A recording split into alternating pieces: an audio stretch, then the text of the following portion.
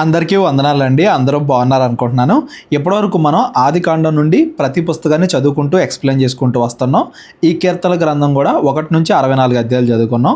ఈ 64 అధ్యాయాల్లో కూడా అసలు కీర్తనల గ్రంథం దేని గురించి, మంచి చెడుల మధ్య తేడా, యేసుక్రీస్తు వారి గురించిన ప్రవచనాలు, ఏ సమయంలో ఎలా ప్రార్థన చేయాలి, ఇవన్నీ కూడా చదువుకుంటూ వస్తున్నాం. ఈరోజు మనం కీర్తనల గ్రంథం 65వ అధ్యాయం నుండి చదువుకుంటూ వెళ్దాం. గత 2-3 రోజులుగా శ్రమల్లో ఉన్నప్పుడు మనం ఎలా ప్రార్థన చేయాలి అనేది చదువుకుంటూ వచ్చాం కదా. ఈరోజు మనం చదువుకోబోయే కీర్తనలు శ్రమల్లో ఉన్నప్పుడు ఎలా ప్రార్థన చేయాలి అనే దాని గురించి కాదు, దేవుని సన్నిధిలో మనం ఎలా ప్రార్థించాలి, దేవుని సన్నిధిలో మనం ఎలా గడపాలి, ఏమేమి అడగాలి దేవుణ్ణి, ఈ విషయాలన్నీ కూడా ఈరోజు చదువుకోబోయే కీర్తనల్లో మనం నేర్చుకుంటాం, చదువుకుంటూ వెళ్దాం. ప్రధాన గాయకునికి అతనికి అప్పగింపబడుతుంది దావీదు గారి కీర్తన. గీతము అంటే ఇది ఒక స్తుతి పాటలాగా అనుకోవచ్చు. ఇది దేవుని సన్నిధిలో పాడే స్తుతి పాట లేదా గీతము అని దాని అర్థం. దేవుడి సన్నిధిలో ఎలా గడపాలి చదువుకుంటూ వెళ్దాం. దేవా, సియోనులో మౌనముగా ఉండుట నీకు స్తుతి చెల్లించుటే, నీకు మొక్కుబడి చెల్లింపవలసి ఉన్నది. మనం కింద కొంచెం ఫుట్ నోట్లో చూస్తే నీకు స్తుతి చెల్లించుటే కాకుండా నీకు స్తుతి చెల్లించాలి, స్తుతి నీకు తగ్గి ఉన్నది, నీకు స్తుతి చెల్లించాలి అన్నట్టుగా ఉంటుంది. ఈ మొదటి వచనం అనేది అనువాదం చేసేటప్పుడు కొంచెం ఇంకంప్లీట్గా వచ్చింది. ఇక్కడ 3 విషయాలు చెప్తున్నారు దావీదు గారు. ఏంటంటే సియోన్లో అనగానే దేవుని సన్నిధిలో, ఆ కాలంలో అయితే యెరూషలేములో లేదా ప్రత్యక్ష గుడారం దగ్గర, ఈ కాలంలో అయితే సంఘంలో దేవుడి సన్నిధి, చర్చ్ అలాంటి చోట్ల. దేవా, మౌనముగా ఉండుట నీకు స్తుతి చెల్లించుట, మొక్కుబడి చెల్లించుట, ఈ 3 విషయాలు చెయ్యాలి అని దావీదు గారు చెప్తున్నారు. మౌనముగా ఉండడం అంటే మాట్లాడకుండా ఉండడం కాదండి. అంతకుముందు కీర్తనలో కూడా నేను చెప్పాను. మౌనముగా అంటే నెమ్మదిగా, ఏదో కంగారు పడిపోకుండా అది జరిగిద్ది ఇది జరిగిద్ది అని గాబరా పడిపోకుండా దేవుని సన్నిధిలో నెమ్మదిగా ఉండాలి. అది మొదటి విషయం. దేవునికి స్తుతి చెల్లించాలి, అది రెండో విషయం. స్తుతి అనగానే ఎలా చెల్లించాలి, దేవుణ్ణి ఎలా కీర్తించాలి, ఎలా స్తుతించాలి, అదంతా కూడా ఈరోజు చదువుకునే కీర్తనలో మనం చదువుకుంటూ వెళ్దాం. దావీదు గారు ఎలా అయితే దేవుని స్తుతించారో అలాగ మనం స్తుతించాలి, అది చదువుకుంటూ వెళ్దాం. మూడవది మొక్కుబళ్ళు చెల్లించాలి. మొక్కుబళ్ళు అంటే పాతకాలంలో బళ్ళు అర్పించడం. ఈ కొత్త నిబంధన కాలంలో సువార్తకి సహాయం చేయడం, ఆ పరిచర్య చేసే వాళ్ళకి, సేవకులకి సహాయం చేయడం, లేదా మనమే డైరెక్ట్గా సేవ చేయడం. ప్రభువా, నువ్వు నాకు ఇది చేసావు కాబట్టి, ఈ మేలు చేసావు కాబట్టి నేను నీకు ఈ విధంగా కృతజ్ఞత తెలియజేస్తాను, అలాగా మొక్కుబళ్ళు చెల్లించడం. ఈ మొక్కుబళ్ళు గురించి మనం లేవీకాండం, ద్వితీయోపదేశ కాండంలో అక్కడ వివరించుకున్నాం కాబట్టి నేను మరలా ఇక్కడ వివరించట్లేదు. ఎవరికైనా దీని గురించి ఏమైనా సందేహాలు ఉంటే డిస్క్రిప్షన్లో నా నెంబర్ ఉంటుంది, కాల్ కానీ వాట్సాప్ కానీ చేయండి. మనం ఎలా మొక్కుకోవాలి దేవుడికి, ఆ తర్వాత దాన్ని ఎలా చెల్లించాలి, దేవుడు చేసిన మేలులకి కృతజ్ఞత ఎలా చెల్లించాలి, అవన్నీ కూడా మొక్కుబళ్ళు చెల్లించడం కిందకు వస్తాయి. దేవుని సన్నిధిలో మనం 3 పనులు చేయాలి. నెమ్మదిగా ఉండాలి. కంగారు పడడం, గాబరా పడడం, ఏదేదో అయిపోయింది అని భయపడడం అలాంటివి చేయకూడదు. భయపడకుండా నెమ్మదిగా మౌనముగా ఉండాలి. స్తుతి చెల్లించాలి, మొక్కుబళ్ళు చెల్లించాలి. పాతకాలంలో ఒకలాగా ఉన్నా కానీ ఈ కొత్త నిబంధనలో విధానం మారింది కానీ భావం మారలేదు. వాటిని నెరవేర్చే పద్ధతి, విధానం మారింది కానీ భావం మారలేదు అనేది మాత్రం గుర్తుపెట్టుకోండి. దేవుడి సన్నిధిలో మొట్టమొదటిగా మనం చేయాల్సింది అది. ప్రార్థన ఆలకించువాడా, ప్రార్థన చేసేటప్పుడు, దేవుడి సన్నిధిలో ప్రార్థన చేసేటప్పుడు, నా ప్రార్థన ఆలకించేవాడా, సర్వశరీరులు నీ యొద్దకు వచ్చెదరు, నా మీద మోపబడిన దోషములు భరింపజాలనివి, మా అతిక్రమముల నిమిత్తము నీవే ప్రాయశ్చిత్తము చేయుదువు. మొట్టమొదటిగా మనం దేని గురించి ప్రార్థించాలి? ప్రభువా, మమ్మల్ని క్షమించు, మా అతిక్రమాలు, మా పాపాల నిమిత్తము దానికి ప్రాయశ్చిత్తం చేయి. పాత నిబంధన అంతా కూడా ముఖ్యమైనవి 2 విషయాలు. మొదటిది పాపం చేయకుండా ఉండాలి, రెండవది చేసిన పాపానికి పశ్చాత్తాపడి దేవుడి దగ్గర నుండి క్షమాపణ పొందుకోవాలి, ప్రాయశ్చిత్తం చేసుకోవాలి అనేది మొదటి నుండి కూడా మనం మాట్లాడుకుంటూనే వస్తున్నాం. దేవుడి సన్నిధిలో దేవుడికి ప్రార్థించాల్సిన విషయాల్లో మొట్టమొదటిది, ప్రభువా, నేను చేసిన తప్పుల నుండి నన్ను క్షమించు, నా తప్పులు ఎంత ఘోరమైనవో నాకు తెలుసు, నేను వాటిని గుర్తించాను. మొట్టమొదటిగా ఏం చేయాలి? మనం ఏం చేసాం, వాటి వల్ల దేవుడికి ఎంతగా దూరం అవుతున్నాం, ఎంతగా నరకానికి దగ్గర అవుతున్నాం, అపవాది ఆటంకాల్లో ఎలా పడిపోతున్నాం, ఇవన్నీ కూడా గుర్తించి, అవి అన్నింటికన్నా పెద్ద విషయాలు. మొట్టమొదటిగా నువ్వు నా పాపాల నుండి నన్ను క్షమించాలి అన్నట్టుగా మనం దేవుడికి ప్రార్థన చేయాలి. 1 కోటి రూపాయలు పోగొట్టుకున్న దానికంటే పాపంలో పడిపోవడం అనేది ఇంకా పెద్ద విషయం. మొట్టమొదటిగా దేవుడి సన్నిధిలో మనం దేని గురించి ప్రార్థన చేయాలంటే పాప క్షమాపణ గురించి ప్రార్థన చేయాలి. ఇది కేవలం ఇజ్రాయెల్ గురించి మాత్రమే కాదండి, సర్వ శరీరులు అంటే మనుషులందరి గురించి కూడా దావీదు గారు చెప్తున్నారు. అందరూ కూడా మొట్టమొదటిగా దేవుడిని దాని గురించి ప్రార్థన చేయాలి. నీ ఆవరణములో నివసించినట్లు నీవు ఏర్పరచుకొని చేర్చుకొనివాడు ధన్యుడు. దేవుని ఆవరణంలో అంటే దేవుడి సన్నిధిలో, దేవుడిని ఎక్కడైతే అందరూ కూడా ఆరాధిస్తారో, దేవునికి ఎక్కడైతే ప్రార్థనలు చేస్తారో అది దేవుడి యొక్క ఆవరణం. ఆ దేవుడి ఆవరణలో మనం ఉంటున్నాము అంటే దేవుడు మనల్ని ఏర్పాటు చేసుకున్నాడు, దేవుడు మనల్ని పిలుచుకున్నాడు ఎంచుకున్నాడు అని దాని అర్థం. అలా ఎవరెవరినైతే దేవుడు ఏర్పాటు చేసుకుంటాడో వాళ్ళందరూ కూడా ధన్యులు. చాలామంది అనుకుంటారు, నేను పాపం చేశాను కదా, ఇంకా నేను దేవుడికి దూరం అయ్యాను కదా, నేను ఇంకా ఏ మొహం పెట్టుకుని చర్చికి వెళ్ళాలి, దేవుడి దగ్గరికి ఎలా వెళ్ళాలి అని అనుకుంటూ ఉంటారు. అలా కాదండి. మనం దేవుడికి ఎంత దూరం అయినా కానీ మరలా దేవుడికి దగ్గర అవ్వాలని ప్రయత్నించాలి. మనం ఏదో పాపం చేసినంత మాత్రాన దేవుడు మనల్ని దూరం పెట్టాలి అనుకోడు. మనం మారు మనసు పొంది ఇంకా దేవుడికి దగ్గర అవ్వాలి అని కోరుకుంటాడు. ఎవరెవరైతే దేవుని సన్నిధిలో కనబడతారో వాళ్ళందరూ కూడా ధన్యులు. నీ పరిశుద్ధాలయము చేత, నీ మందిరములోని మేలు చేత మేము తృప్తి పొందేదము. మేలు అంటే మళ్ళీ 2 రకాలు. ఒకటి, దేవుడు మన పాపాలను క్షమించడం, అది అన్నిటికన్నా గొప్ప మేలు. రెండోది, ఈ భూమి మీద కూడా మనకు కావాల్సిన అవసరాలు దేవుడు తీర్చడం. దేవుడు మనకి ఏ మేలు చేస్తున్నాడో, శరీర ప్రకారంగా కానీ ఆత్మీయంగా కానీ దేవుడు మనకి ఏ మేలు చేస్తాడో వాటన్నిటిని కూడా దేవుడి సన్నిధిలో మనం జ్ఞాపకం తెచ్చుకోవాలి. ప్రభువా, మాకేది అవసరమో, మాకు ఎంతవరకు అవసరమో మేము తృప్తి పొందేలాగా మాకు మేలులు చేశావు, అందును బట్టి నీకు స్తోత్రం, అందును బట్టి నీకు స్తుతి అన్నట్టుగా వాటిని కూడా దేవుడి సన్నిధిలో జ్ఞాపకం చేసుకోవాలి. మొట్టమొదటిగానేమో పాపం గురించి చెప్పాడు, పాప క్షమాపణ గురించి. ఆ తర్వాత దేవుడు చేసిన మేలులు, వాటిని జ్ఞాపకం చేసుకుని దేవుడిని స్తుతించడం. తర్వాత, మా రక్షణకర్తవైన దేవ, భూదిగంతముల నివాసులందరికీ, దూర సముద్రం మీద ఉన్న వారికి ఆశ్రయమైన వాడ, నీవు నీతిని బట్టి భీకర క్రియల చేత మాకు ఉత్తరమిచ్చుచున్నావు. భీకర క్రియలు అంటే గొప్ప గొప్ప భయం కలిగించే సంగతులు, యుద్ధాలు, భూకంపాలు, వర్షాలు, తుఫాన్లు, భయంకరమైన భీకర సంగతులు ఏవి జరిగినా కానీ దేవుడు వాటి ద్వారా మనకేదో చెబుతున్నాడు. మనం అడిగిన వాటికి ఏదో సమాధానం ఇస్తున్నాడు. మనం ఏదో మార్చుకోవాలి, ఏదో నేర్చుకోవాలి అన్నట్టుగా మనందరికీ కూడా తెలియజేస్తున్నాడు అని దాని అర్థం. మాకు రక్షణకర్తమైన దేవ అంటే కేవలం ఇజ్రాయెల్ గురించి మాత్రమే కాదు, భూదిగంతముల నివాసులందరికీ అంటే అన్యులకు కూడా, ప్రపంచంలో ఆ మూల నుండి ఈ మూల వరకు, దూర సముద్రము, సముద్రం అవతల సముద్రం మీద అంటే ఈ భూమి మీద సముద్రం మీద అంటే అందరు మనుషులకి, ప్రతి ఒక్క మనిషికి కూడా రక్షణకర్తమైన దేవ, మా అందరికీ ఆశ్రయమైన దేవ, నీ భయంకరమైన కార్యాల చేత మా ప్రార్థనకి నువ్వు సమాధానం ఇస్తున్నావు, మా ప్రార్థనకి జవాబిస్తున్నావు. అది మన జీవితంలో జరిగే మేలులైనా అవ్వచ్చు, లేదా దేవుడు గద్దించే విషయాలైనా అవ్వచ్చు. దేవుడు ఒక్కొక్కసారి భూకంపాలు, సునామీలు, శ్రమలు, యుద్ధాలు వీటన్నిటి ద్వారా కూడా మనల్ని గద్దిస్తాడు. మీరు ఎలా బ్రతకండి, ఇవి మార్చుకోండి, ఇవి నేర్చుకోండి అన్నట్టుగా మనల్ని గద్దిస్తాడు. మేలుల విషయంలో అయినా కానీ, మనల్ని గద్దించే విషయంలో అయినా కానీ దేవుడు మన ప్రార్థనలకి సమాధానం ఇస్తాడు. బలమునే నడుకట్టుగా కట్టుకొనిన వాడై తన శక్తి చేత పర్వతములను స్థిరపరచువాడు ఆయనే. దేవుడి యొక్క బలం ఎంత గొప్పది అంటే, బలం కోసం నడికట్టు కట్టుకుంటారు జనాలు, కానీ బలాన్నే నడికట్టుగా కట్టుకున్నవాడు దేవుడు. పర్వతాలనే స్థిరపరచువాడు దేవుడు. అంత గొప్ప గొప్ప పర్వతాలు, కొండలు, వాటన్నిటికి కూడా పునాది వేసింది ఎవరంటే దేవుడు. ఆయనే సముద్రముల ఘోషను, వాటి తరంగముల ఘోషను అణుచువాడు, జనముల అల్లరిని చల్లార్చువాడు. ఈ భూమి మీద జరిగే ప్రకృతి విపత్తులైనా అవ్వచ్చు, మనుషుల మధ్యలో జరిగే అల్లర్లు, యుద్ధాలైనా అవ్వచ్చు, దేన్నైనా ఆపగలిగే బలం కేవలం దేవుడికి మాత్రమే ఉంది. మొట్టమొదటిగానేమో పాప క్షమాపణ గురించి, తర్వాత ఏమో దేవుడు చేసిన మేళ్ళు గురించి, ఆ తర్వాత దేవుడు ఈ ప్రపంచంలో జరిగించే గొప్ప గొప్ప కార్యాలు, భీకర కార్యాలు, అవి విపత్తులు జరిగినా, విపత్తులు ఆగిపోయినా, భూకంపాలు, సునామీలు, యుద్ధాలు అవి వచ్చినా ఆగిపోయినా అవన్నీ కూడా దేవుడి బలాన్ని చూపిస్తున్నాయి. దేవుడు ప్రతిదీ కూడా మనం ఏదో మార్చుకోవాలనో, మనం ఏదో నేర్చుకోవాలనో, మనకేదో మేలు జరగాలనో, లేదా కొంతమందికి తీర్పు తెచ్చాలనో ప్రతిదీ కూడా దేవుడే జరిగిస్తూ ఉంటాడు. నీ సూచక క్రియలను చూచి దిగంతవాసులను భయపడుదురు, ఉదయ సాయంత్రముల ఉత్పత్తులను నీవు సంతోషభరితములుగా చేయుచున్నావు. 2 చెప్పాడు కదా పైన, దేవుడి కోపము, దేవుడి కృప. సముద్రాలు ఎగసి రావాలన్నా, అవి మరలా అణచబడాలన్నా 2 కూడా దేవుడి వల్లే సాధ్యం అని చెప్పాడు కదా.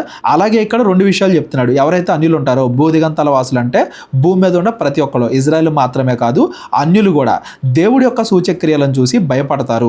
దేవుడు ఏ ఏ రకాలుగా అయితే గద్దిస్తున్నాడో, ఇదిగో మరణం దగ్గరలో ఉంది, రాకడ దగ్గరలో ఉంది, భూమి అంతం దగ్గరలో ఉంది అని దేవుడు ఏ ఏ సూచక్రియలు అయితే చూపిస్తాడో వాటన్నిటిని బట్టి కూడా జనాలు భయపడతారు. అలాగే దేవుడు చేసిన మేలుల విషయమే, ప్రభువా నాకు ఈ మేలు చేసావు, ఆ మేలు చేసావు, జనాల్లో జరిగే ఈ అల్లరి నాపావు, మాకు పంట బాగా పండింది, వర్షాలు బాగా వచ్చాయి, ఇలాగా దేవుడు చేసే మేలును బట్టి సంతోషంగా దేవుడి సన్నిధికి వచ్చి ఉదయము సాయంత్రము దేవునికి కృతజ్ఞతలు తెలిపేవాళ్ళు. వాళ్ళు, ఉదయము సాయంత్రము దేవుడి దగ్గర అర్పణలు అర్పించే వాళ్ళు సంతోషంగా అర్పిస్తారు. రెండూ ఉన్నాయి, దేవుడిలో రెండూ ఉన్నాయి. దేవుడి యొక్క భయంకర కార్యాలు ఉన్నాయి, దేవుడి యొక్క మేలులు కూడా ఉన్నాయి. రెండూ గుర్తు తెచ్చుకోవాలి దేవుడి సన్నిధిలో అనేది దీని భావం. నేను మరలా చెప్తున్నానండి, సంఘానికి ఎవరు వెళ్ళినా కానీ దేవుడి యొక్క గొప్పతనము, దేవుడు చేసే మేలులు అవి గుర్తుపెట్టుకోవాలి. దేవుడు శిక్షించే విధానం, దేవుడు కోపం చూపించే విధానం, దేవుడు గద్దించే విధానం అది కూడా గుర్తుపెట్టుకోవాలి. రెండూ ఉండాలి, భయం ఉండాలి, భక్తి ఉండాలి. భయం ఏం చేసిద్దంటే మనం తప్పు చేయకుండా మనల్ని ఆపిద్ది, ఏదన్నా తప్పు చేసి ఉంటే పశ్చాత్తాపడేలాగా చేసిద్ది. భక్తి ఏం చేసిద్దంటే దేవుడి మేలుల కోసం కనిపెట్టిద్ది, ఒకవేళ దేవుడు మేలులు చేస్తే కృతజ్ఞత చెల్లించిద్ది. భయము భక్తి రెండూ ఉండాలి దేవుడి సన్నిధిలో. దేవుడి యొక్క భీకర రూపం అలాగే దేవుడి యొక్క ప్రేమ స్వరూపం రెండూ గుర్తెచ్చుకోవాలి దేవుడి సన్నిధిలో అనేది ఈ వాక్యాల యొక్క భావం. నీవు భూమిని దర్శించి దాన్ని తడుపుతున్నావు, దానికి మహదైశ్వర్యము కలగజేయుచున్నావు. దేవుని నది నీళ్లతో నిండి ఉన్నది, నీవు భూమిని అట్లు సిద్ధపరిచిన తరువాత వారి ధాన్యమును దయచేయుచున్నావు. దేవుడు మనుషుల్ని ఎలా పోషిస్తున్నాడు అనేది దేవుడి సన్నిధిలో జ్ఞాపకం చేసుకోవాలి. భూమిని దర్శించి దాన్ని తడుపుతున్నావంటే వర్షాన్ని రప్పించేవాడివి నీవే, దాని ద్వారా పంటలు పండేలా చేసేవాడివి నీవే. నదులన్నీ కూడా నీళ్లతో నిండుకొని వాటి ద్వారా పంటలు బాగా పండి వాటి ద్వారా ధాన్యం దయచేయువాడు దేవుడే. దాని దుక్కులను విస్తారమైన నీళ్లతో తడిపి దాని గనిమలను చదును చేయుచున్నావు. వ్యవసాయం చేసే వాళ్ళకి బాగా అర్థమవుతాయండి దుక్కులు అంటే ఏంటి, గనిమలు అంటే ఏంటని. వ్యవసాయం చేసేటప్పుడు దుక్కి దున్నుతారు, భూమిని ఎత్తు పొలాలు ఉంటే సరి చేస్తారు, నీళ్ళు అన్ని చోట్ల విస్తరించేలాగా జాగ్రత్తలు తీసుకుంటారు. వాన జల్లు చేత దాన్ని పదును చేయుచున్నావు, అది మొలకెత్తగా నీవు దాన్ని ఆశీర్వదించుచున్నావు. ఎప్పుడెప్పుడు వానలు పడాలి, అది నదులు గుండా ఎలా ప్రవహించాలి, పంటల వరకు ఎలా చేరాలి, ధాన్యం ఎలా రావాలి, వీటన్నిటిని కూడా దేవుడే జరిగిస్తున్నాడు. దేవుడు ఆశీర్వదిస్తున్నాడు అంటే మనందరినీ కూడా దేవుడు ఎలా పోషిస్తున్నాడు అనేది దేవుడి యొక్క సన్నిధిలో జ్ఞాపకం చేసుకోవాలి అనేది నాలుగో విషయం. మొదటి విషయం ఏమో పాప పశ్చాత్తాపం, రెండోదేమో దేవుడు చేసిన మేలులు జ్ఞాపకం చేసుకోవడం, మూడోదేమో దేవుడి యొక్క భీకరమైన క్రియలు, ఆయన ఎడల భయము భక్తి అది జ్ఞాపకం చేసుకోవడం, నాలుగోదేమో దేవుడు మనల్ని ఎలా పోషిస్తున్నాడు అనేది జ్ఞాపకం చేసుకోవడం. ఈ కాలంలో వ్యవసాయం చేసేవాళ్ళు కొంతమంది అయినప్పటికీ జాబుల ద్వారానో వ్యాపారాల ద్వారానో ఏదో ఒక రకంగా దేవుడు నన్ను పోషిస్తున్నాడు కదా, నేను ఏ వ్యాపారం చేసినా ఏ జాబ్ చేసినా మరలా నేను ఆహారం తింటున్నానంటే దాన్ని మొలిపించింది దేవుడే కదా. మనందరినీ కూడా దేవుడు ఎలా పోషిస్తున్నాడు అనేది దేవుడి సన్నిధిలో మనం జ్ఞాపకం చేసుకోవాలి. మరి కొన్నిసార్లు వర్షాలు పడవు కదండి, మరి కొన్నిసార్లు తుఫాన్ వస్తాయి కదండి, పంటలు నాశనం అయిపోతాయి కదండి అంటే మనం మూడో పాయింట్లో చదువుకున్నాం కదా, భీకర క్రియల చేత దేవుడు ఉత్తరం ఇచ్చున్నాడని. అంటే మనం ఏదో మార్చుకోవాలి. మనుషులందరూ కూడా పాపల్లో పడిపోయారు, ఇదిగో రాకడ దగ్గరలో ఉంది, మనందరం కూడా జాగ్రత్త పడాలి, గద్దెంపబడాలి అన్నట్టుగా అది దేవుడి గురించి మనకు తెలియజేయాలి, ఇది కూడా దేవుడి గురించి మనకు తెలియజేయాలి. అన్నీ మంచిగా జరిగినప్పుడు దేవుడి ఆశీర్వాదాన్ని బట్టి కృతజ్ఞత తెలియజేయాలి. ఏదన్నా అనుకోని సంఘటన జరిగినప్పుడు దాని ద్వారా దేవుడు మనకి ఏం చెప్పాలనుకుంటున్నాడు, ఎలా గద్దిస్తున్నాడు అది కూడా గమనించాలి. ఏదైనా భూమి మీద కొంతకాలమే కదా మనం ఉండేది, శాశ్వతమైన పరలోకానికి వెళ్ళటానికి మనకి ఏమేమి అవసరమో అవే దేవుడు దయచేస్తున్నాడు. మనం ఏ ఏ విషయాలు మార్చుకోవాలో వాటి కోసమే దేవుడు గద్దిస్తున్నాడు అనేది మనం గుర్తుపెట్టుకోవాలి. సంవత్సరమునకు నీ దయా కిరీటము ధరింపజేసి ఉన్నావు, నీ జాడలు సారము వెదజల్లుచున్నవి. సంవత్సరం అంతా కూడా మమ్మల్ని నీ దయతో నింపావు, సంవత్సరానికే కిరీటం దయచేసావు అంటే ఈ సంవత్సరం అంతా కూడా మంచిగా జరిగింది అన్నట్టుగా దావీదు గారు దేవుడి సన్నిధిలో కృతజ్ఞతలు తెలియజేస్తున్నారు. అంటే ఈ కీర్తన రాసే సమయానికి దావీదు గారు కానీ ప్రజలందరూ కానీ ఆ సంవత్సరం అంతా కూడా దేవుడు చూపించిన కృపను బట్టి దేవుడికి కృతజ్ఞతలు తెలియజేస్తున్నారు. అలాగే దేవుడి యొక్క మిగతా లక్షణాలను కూడా ఈ కీర్తన ద్వారా జ్ఞాపకం చేసుకుంటున్నారు అని దాని అర్థం. ఒకవేళ వాళ్ళు శ్రమల్లో ఉంటే ఆ శ్రమల్లో దేవుడికి ఎలా ప్రార్థన చేశారు, ఎలా కీర్తించారు అన్నీ కూడా అంతకుముందు కీర్తనలో మనం చదువుకున్నాం. ఈ కీర్తన శ్రమల్లో ఉన్నప్పుడు కాదు, దేవుడు సంవత్సరం అంతా కూడా మంచిగా చూసిన తర్వాత దేవుని సన్నిధిలోకి వచ్చి పాడుతున్న పాట అనేది గుర్తుపెట్టుకోండి. ఏ సందర్భంలో ఎలా ప్రార్థించాలి అనేది కూడా మనకి తెలియాలి.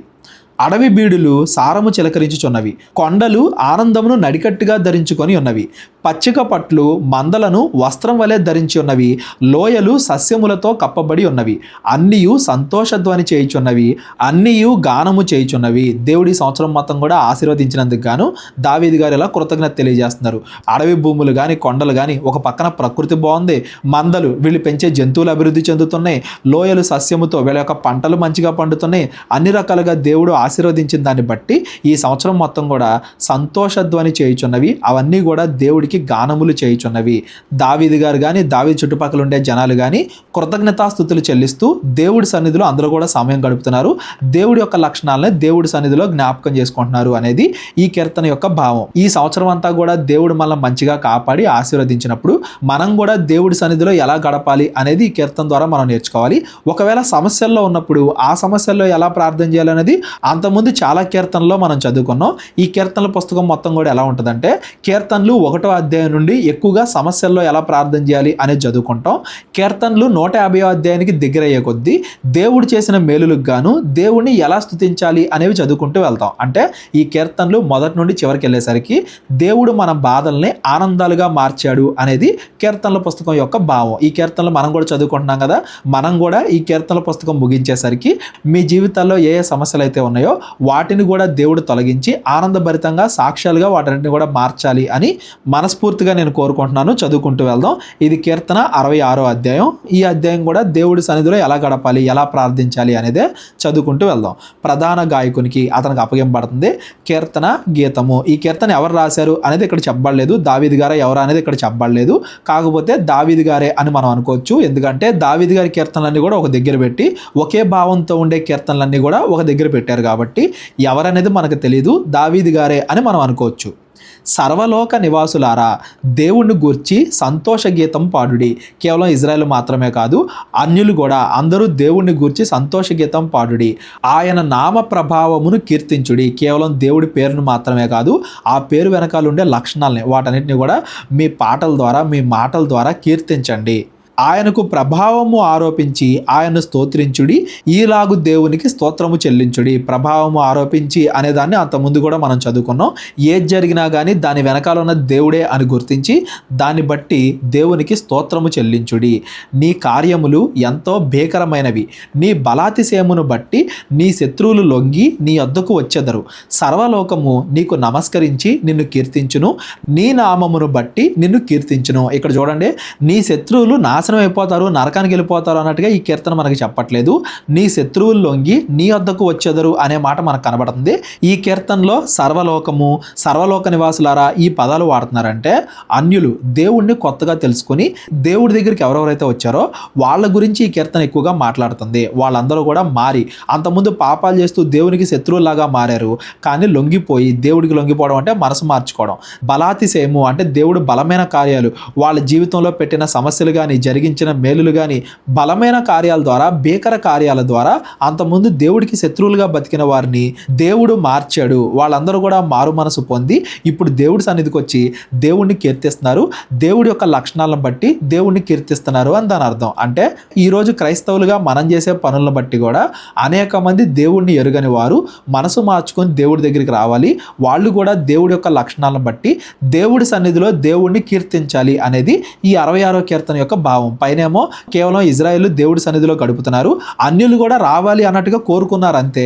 ఈ 66వ అధ్యాయానికి వచ్చేసరికి అన్యులు కూడా వచ్చి దేవుడి సన్నిధిలో దేవుడిని కీర్తిస్తున్నారు. వాళ్ళు మారు మనసు పొందారు అని దాని అర్థం. మరలా కాసేపు గ్యాపు. దేవుని ఆశ్చర్య కార్యములను చూడరండి.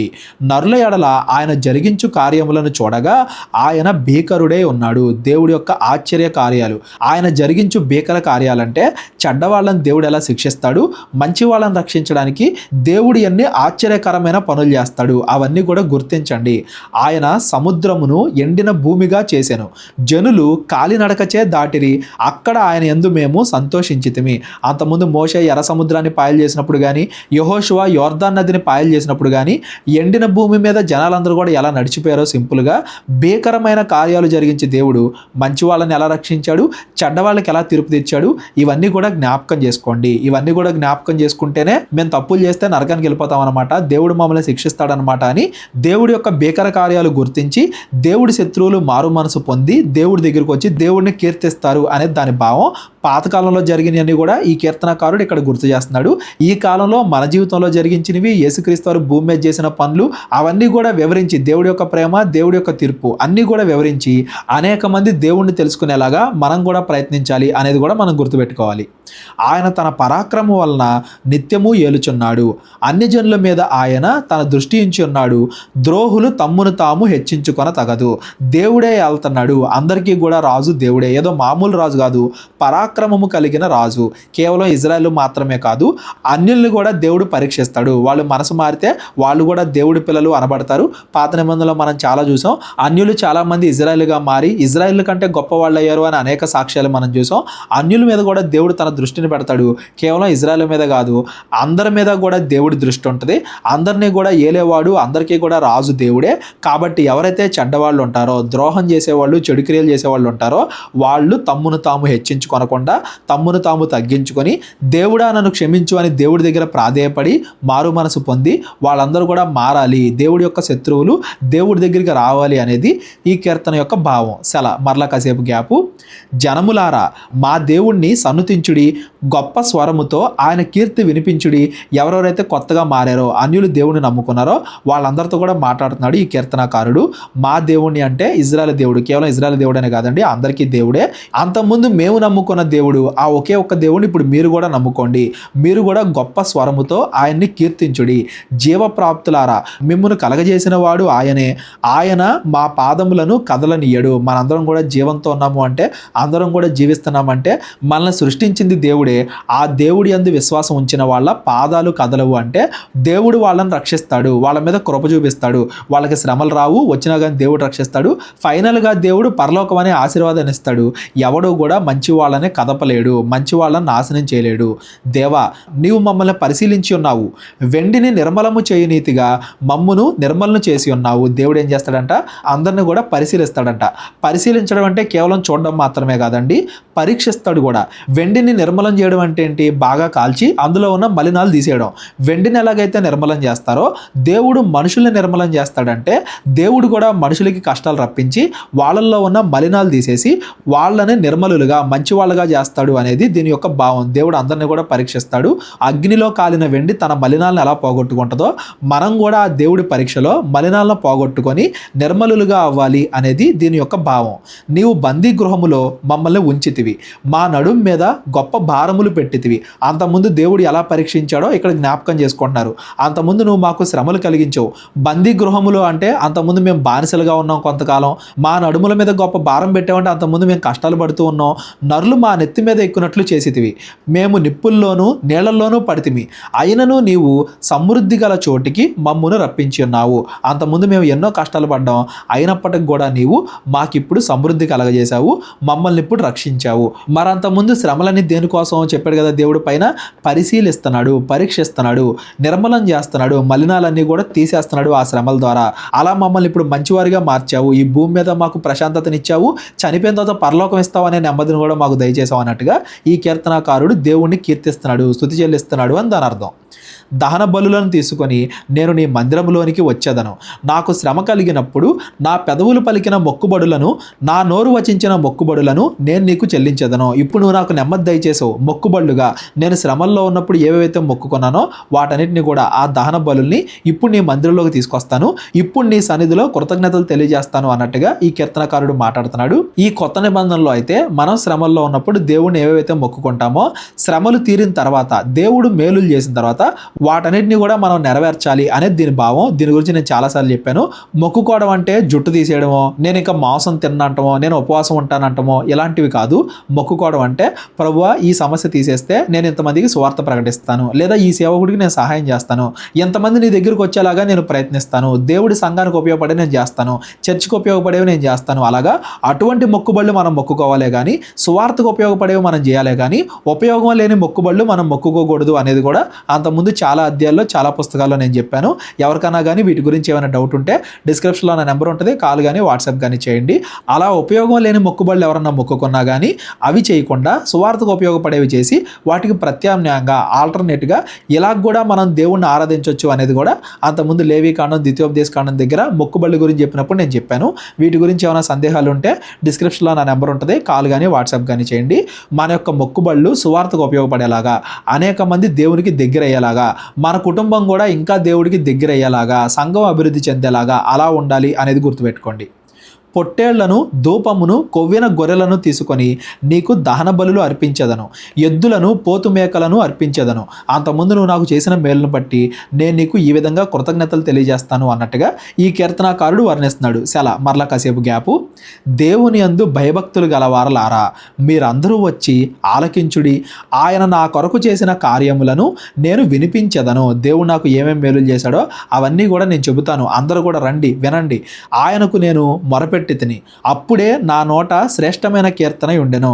మనం ఏదైతే శ్రమల్లో ఉన్నప్పుడు ప్రార్థన చేస్తామో అది శ్రేష్టమైన కీర్తన అంట, శ్రేష్టమైన ప్రార్థన అంట. శ్రమల్లో ఉన్నప్పుడు దేవుడికి ప్రార్థన చేయడం, శ్రమల్లో ఉన్నప్పుడు దేవుడిని కీర్తించడం శ్రేష్టమైనదిగా దేవుడు చెప్తున్నాడు. ఎందుకంటే అది మనల్ని దేవుడికి ఇంకా దగ్గర చేసిద్ది కాబట్టి. ఆ శ్రమలు తొలగించిన తర్వాత అనేక మందికి సాక్ష్యంగా ఒక మాదిరిగా మనం నిలుస్తాం కాబట్టి. నా హృదయములో నేను పాపమును లక్ష్యము చేసిన ఎడల ప్రభువు నా మనవి వినకపోవును. నేను ఒకవేళ పాపం చేసుకుంటూ ప్రార్థన చేస్తే, ఒక పక్కన ప్రార్థన చేసి ఇంకో పక్క వెళ్ళి పాపం చేస్తూ ఉంటే, నా జీవితాన్ని మార్చుకోకుండా నేను ప్రార్థన చేస్తే ఒకవేళ దేవుడు నా మనవి వినకపోయేవాడేమో. కాకపోతే నేను మారాను, మారు మనసు పొందాను, మంచిగా బ్రతకడానికి ప్రయత్నిస్తున్నాను, అంతకుముందు పాపాలను విడిచిపెట్టేశాను, నేను మారాను కాబట్టి నిశ్చయముగా దేవుడు నా మనవి అంగీకరించి ఉన్నాడు. ఆయన నా విజ్ఞాపన ఆలకించి ఉన్నాడు. నేను మారాను కాబట్టి, నా జీవితాన్ని మార్చుకుంటూ ప్రార్థన చేస్తున్నాను కాబట్టి, శ్రమల్లో ఉన్నప్పుడు దేవుడు నన్ను ఏం మార్చుకోమని చెప్పాడో అవి మార్చుకుని నేను దేవుడికి దగ్గరయ్యాను కాబట్టి దేవుడు నా జీవితంలో మేలులు చేశాడు. దేవుడు నా ప్రార్థన త్రోసివేయలేదు, నా యొద్ద నుండి తన కృపను తొలగింపలేదు. ఆయన సన్నుతింపబడును గాక. నాకు చేసిన మేలులకు గాను దేవుడికి స్తోత్రం అని కేవలం దేవుడికి స్తోత్రం చెల్లించడం మాత్రమే కాదండి, అందరికీ కూడా అది ప్రకటించాలి. దేవుడి యందు భయభక్తులు గల వారలారా రండి, అందరూ కూడా ఆలకించండి అంటే ఒక సాక్ష్యంగా మనం చెప్పుకోవాలి. దేవుడు మనకి చేసిన మేలులను బట్టి అనేక మంది దేవుడికి దగ్గర అవ్వాలి, మనం దాన్ని సువార్తగా ప్రకటించాలి అనేది ఈ కీర్తన యొక్క భావం. మనం కీర్తనలు 67వ అధ్యాయం కూడా చదువుకుందాం, 68వ అధ్యాయం నుండి మనం రేపొద్దున చదువుకుందాం. ఇది కూడా దేవుడి సన్నిధిలో కృతజ్ఞత ఎలా తెలియజేయాలి, దేవుడి సన్నిధిలో ఎలా ప్రార్థన చేయాలి అనే దాని గురించే చదువుకుంటూ వెళ్దాం. ప్రధాన గాయకునికి అతనికి అప్పగింపబడుతుంది. తంతి వాయిద్యములతో పాడదగినది, అలా పాడితే బాగుంటుంది గీతము. ఈ కీర్తన కూడా ఎవరు రాశారు అని చెప్పబడలేదు. మేబీ ఇది కూడా దావీదు గారు రాసి ఉండొచ్చు, లేదా తర్వాత ఎవరైనా కానీ రాసి ఉండొచ్చు, మనం చెప్పలేము. దావీదు గారు అని అనుకోవచ్చు అంతే. భూమి మీద నీ మార్గము తెలియబడునట్లును, అన్యజనులందరిలో నీ రక్షణ తెలియబడునట్లును దేవుడు మమ్మును కరుణించి మమ్మును ఆశీర్వదించునుగాక. ఆయన తన ముఖకాంతి మా మీద ప్రకాశింపజేయునుగాక. దేవుడు మా సమస్యలను తొలగించి మమ్మల్ని ఎలా కరుణించాలంటే, దేవుడు మమ్మల్ని ఎలా ఆశీర్వదించాలంటే, దేవుడి యొక్క ముఖకాంతి అంటే దేవుడు జరిగించే గొప్ప గొప్ప క్రియలు, దేవుడి యొక్క మాట, దేవుడి యొక్క లక్షణాలు అవన్నీ కూడా మా మీదకి ఎలా రావాలి అంటే, మాకు కలిగిన ఈ యొక్క ఆశీర్వాదాన్ని బట్టి భూమి మీద అనేక మంది దేవుడి మార్గాన్ని తెలుసుకోవాలి, అనేక మంది అన్యజనులు దేవుడిని నమ్ముకోవాలి, వాళ్ళందరూ కూడా రక్షింపబడాలి అనేది ఈ కీర్తనకారుడి యొక్క భావం. మన జీవితాల్లో కూడా దేవుడు ఏదైనా మేలులు చేస్తే మనం దేవుడికి చెల్లించే మొక్కుబడులు ఎలా ఉండాలంటే, దానివల్ల అనేక మంది రక్షణ పొందాలి, దానివల్ల అనేక మంది దేవుడికి దగ్గర అవ్వాలి, దూరం అయిపోకూడదు.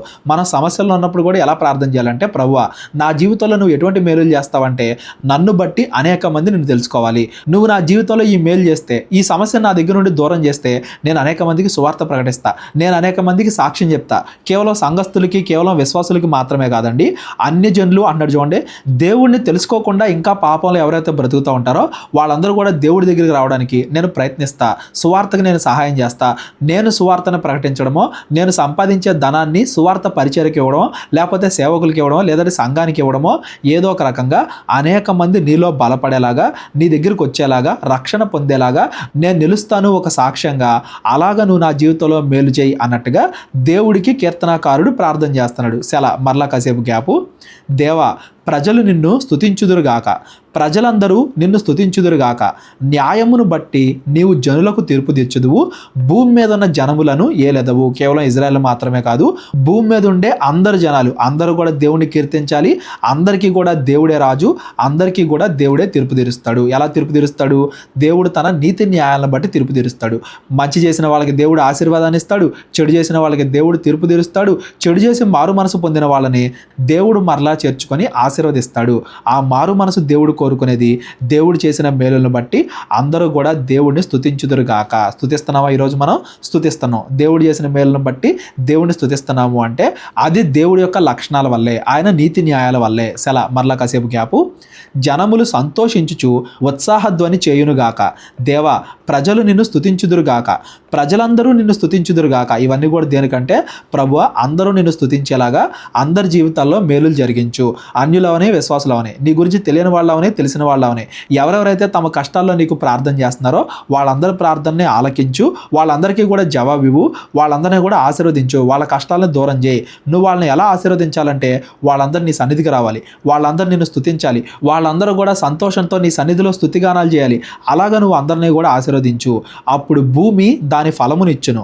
దేవుడు మా దేవుడు మమ్మును ఆశీర్వదించును. ఈ భూమి మీద కూడా దేవుడు మనకి ఏం కావాలో ఇస్తాడు, చనిపోయిన తర్వాత పరలోకాన్ని కూడా ఇస్తాడు. దేవుడు మమ్మును దీవించును. భూదిగంత నివాసులందరూ ఆయన యందు భయభక్తులు నిలుపుదురు. కేవలం విశ్వాసులు మాత్రమే కాదు, దేవుడు అందరినీ కూడా దీవించాలి, అందరూ కూడా దేవుడి యందు భయభక్తులు కలిగి ఉండాలి, అందరూ కూడా దేవుడిని స్తుతించాలి అనేది ఈ కీర్తన యొక్క భావం. మన కొత్త నిబంధనలు కూడా చదువుకుంటాం కదా, మొదట మీరు దేవుడి రాజ్యాన్ని నీతిని వెతకండి, ఆ తర్వాత మీకు కావాల్సినవి మీ దగ్గరకు వస్తాయి. మనం దేవుడి రాజ్యాన్ని నీతిని వెతికితే మనకి శ్రమలు వచ్చినా సంతోషాలు వచ్చినా దేవుడు ఎటువంటి పరిస్థితులు మనకు కలగజేసినా కానీ అందులో దేవుడు మనకి ఏం చెప్పాలనుకుంటున్నాడు, దాని ద్వారా మనం ఏం మార్చుకోవాలి, ఏం నేర్చుకోవాలి, ఇవన్నీ కూడా మనం తెలుసుకొని దేవుడి యందు భయభక్తులు కలిగి మనం బతికితే, మనం దేవుడి రాజ్యాన్ని నీతిని వెతికితే ఈ భూమి మీద మనకేం కావాలో దేవుడు ఇస్తాడు, చనిపోయాక పరలోకాన్ని కూడా ఇస్తాడు.